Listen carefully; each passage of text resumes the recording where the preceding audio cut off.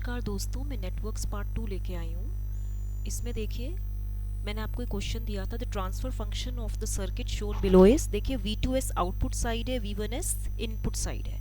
अब आप इसमें देखिए किसी भी the transfer function of a linear time invariant function जो होता है LTI, linear time invariant function जो होता है, it is defined as the ratio of the Laplace transform of the output variable to the Laplace transform of input variable under the assumption that all the initial conditions are zero। अब आप इसमें देखिए यहाँ पे जो capacitive impedance होगा मैं इसको लिख सकती हूँ 1/SC। तो यहाँ पे कितना हो जाएगा 1/S इंटू 100 इंटू 10 की पावर -6। तो ये कितना हो जाएगा 1/S इंटू 10 की पावर -4। ठीक है, अब इस केस में ये वैल्यू कितनी हो जाएगी 10 to the power 4/S। Similarly ये जो आपका है हाँ, तो यहाँ पे ये भी यही हो गया और ये भी 10 टू दी पावर 4/S हो गया। अब हम क्या करेंगे, let a current I is flowing. ठीक है, मान लीजिए यहाँ पे करंट I फ्लो कर रही है। तो ठीक है, यहाँ पे जो आप देखेंगे इधर V2S is equal to IS into ये कितना हो जाएगा, यहाँ पे ये करंट IS जा रही है तो ये हो जाएगा 10 इंटू 10 क्यूब, ठीक है, plus 10 to the power 4/S। Applying KVL to the loop first, ये तो फर्स्ट इक्वेशन हो गई। ठीक है, दूसरे में आप देखिए जब लगाएंगे तो ये हो जाएगा माइनस V1S, ठीक है, एंड यहाँ पे हो जाएगा plus IS into 10 to the power 4/S, ठीक है, एंड प्लस मैं यहाँ पे लिख देती हूँ इसको, यहाँ पे लिख नहीं पा रही हूँ मैं, इधर लिख देती हूँ। कहाँ लिखूँ मैं, यहाँ पे, सॉरी यहाँ पे इसमें मेरा मार्कर नहीं चल रहा है तो ये प्लस होगा, प्लस IS इंटू ये हो जाएगा 10 to the power 4 plus 10 to the power 4/S हो जाएगा। ठीक है, इज इक्वल टू 0 हो जाएगा। तो अब देखिए V1S is equal to IS हो जाएगा इंटू यहाँ पे कितना हो जाएगा, ये 2 into 10 to the power 4/S हो जाएगा and plus 10 to the power 4 हो जाएगा। नाउ द रेशियो आप दोनों का निकालिए तो कितना होगा, V2 यहाँ पे देखिए V2S bye V1S is equal to कितना हो जाएगा, ये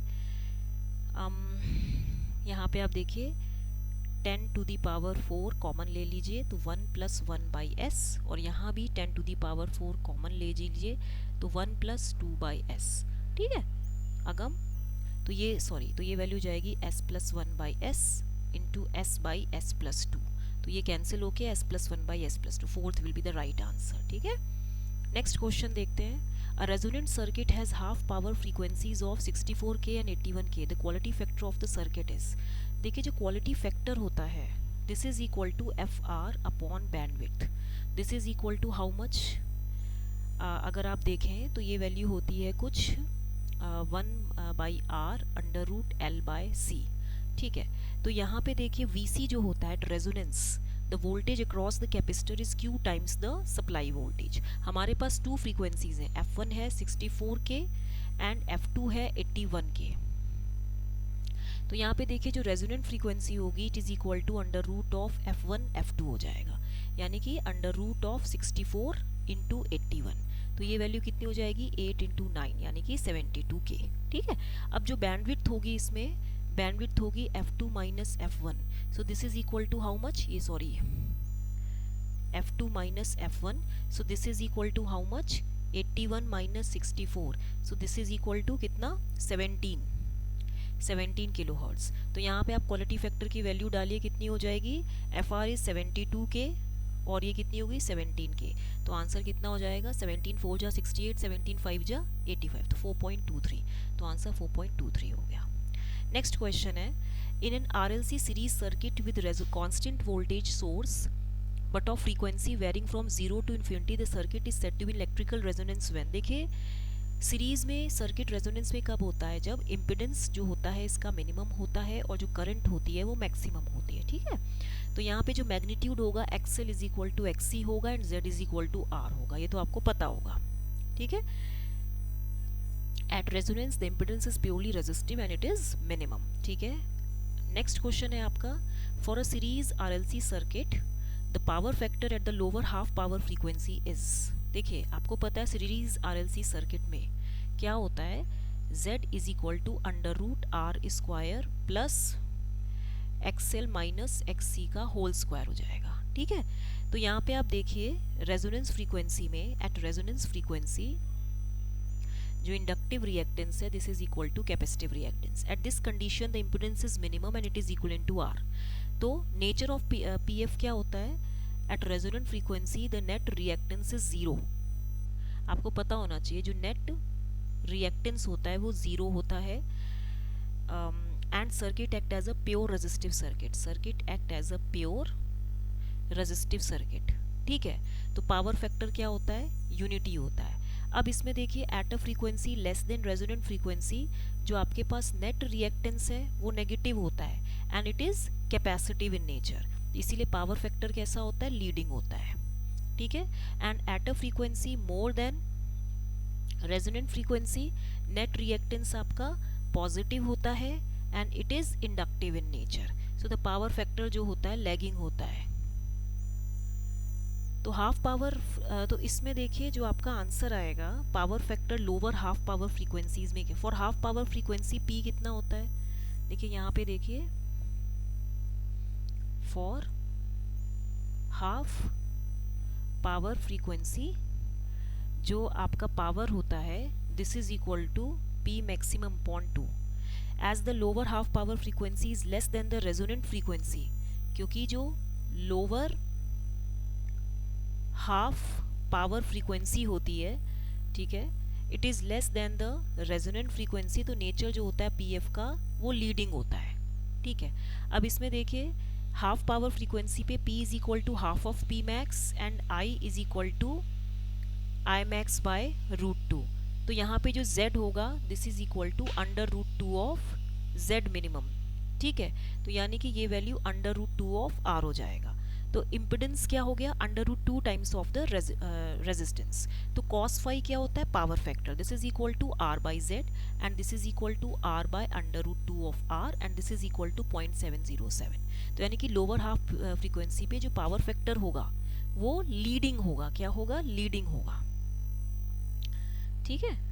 half power frequencies are the frequencies at which current is around, क्या होती है, current is 1 by √2 times of maximum current, 1 by √2 times of a maximum current होता है, ठीक है, ये होता है। तो मैंने आपको इतना बता दिया। तो यहाँ पे इस तरीके से है। नेक्स्ट क्वेश्चन है आपका, मैंने अभी कितने क्वेश्चन करा, 1 2 3 और 4, 1 2 3 4 क्वेश्चन कराया, अभी पांचवा क्वेश्चन है। पांचवा क्वेश्चन है for a full wave rectifier if the peak voltage applied is 3.14 volt then the average value of voltage at the output is, देखो आपको ये चीज पता होगी कि जो डीसी वैल्यू होती है, डीसी वैल्यू ही आपकी एवरेज वैल्यू होती है किसी भी वेव फॉर्म की, and it is given as the area under the curve for one complete time period. मतलब कि F of D C is equal to 1/t integral 0 to t F T D T. तो RMS value कितनी होती है इसकी, RMS value होती है √1/t integral 0 to t F square T D T होती है, ठीक है। ये आरएमएस वैल्यू होती है या इफेक्टिव वैल्यू होती है। जो रिलेशन होता है between peak value and average value के लिए for a half wave and full wave rectifier, V average होता है Vm/π for half wave rectifier and V average is equal to twice Vm/π for full wave rectifier, ठीक है। तो इसकी value यहाँ पे अगर आप देखें तो कितनी हो जाएगी, 2 × 3.14/π, तो आंसर 2 वोल्ट्स आएगा। क्या क्वेश्चन पूछा है, पीक वोल्टेज यानी कि Vm आपको दिया है 3.14 वोल्ट यानी कि पाई वोल्ट दिया है, तो एवरेज वैल्यू कितनी हो जाएगी, यानी कि VDC is equal to twice Vm/π, ये तो आपने पढ़ा होगा। तो आंसर कितना हो जाएगा इसका, 2 वोल्ट हो जाएगा, ठीक है।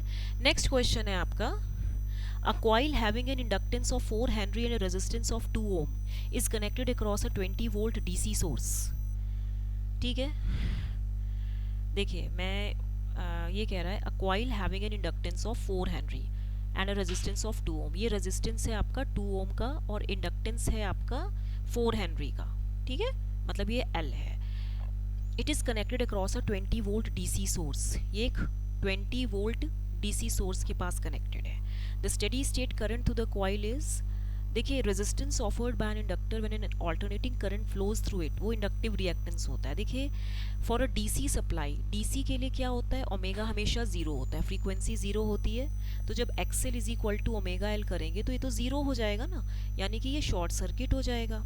ठीक है, तो स्टेडी स्टेट करंट कितनी हो जाएगी आपकी, V बाय आर हो जाएगी। दैट मीन्स 20/2 हो जाएगी, 10 एम्पियर आएगी। कितनी आएगी, 10 एम्पियर। इसने क्या पूछा है, स्टेडी स्टेट करंट। तो यहाँ पे देखिए ना, ये सॉरी ये मेरा यहाँ चलता ही नहीं है मार्कर, ये 20 वोल्ट हो गया आपका, यहाँ पे रेजिस्टेंस 2 ओम हो गया और मैंने इसको शॉर्ट कर दिया।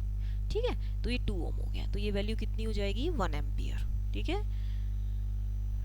Sorry 10 ampere. ठीक है, तो ये इस तरह से केस में होता है, तो आंसर आपका 10 एम्पियर होगा। नेक्स्ट क्वेश्चन है, ये क्वेश्चन आपका होमवर्क है। वैसे ये क्वेश्चन थोड़ा सा टफ है लेकिन इट्स ओके। अब ये क्वेश्चन आप देख लीजिए, ये होमवर्क है। A coil of inductance 10 Henry is an internal resistance 40 ohm is connected as shown in the figure. After it is moved to point 2 at t equal to 0, if at t equal to 0 plus the voltage across the coil is 120 volt, the value of resistance R is 20, 40, 60, या मैं एक और लिख देती हूँ इधर 0 ohm। Answer है इसका 0 ohm। तो आप इसको ज़रा मुझे ये होमवर्क है, ये मुझे करके बताइएगा कमेंट सेक्शन में। ठीक है, till then if you like my teaching style please like share and subscribe. Thank you very much.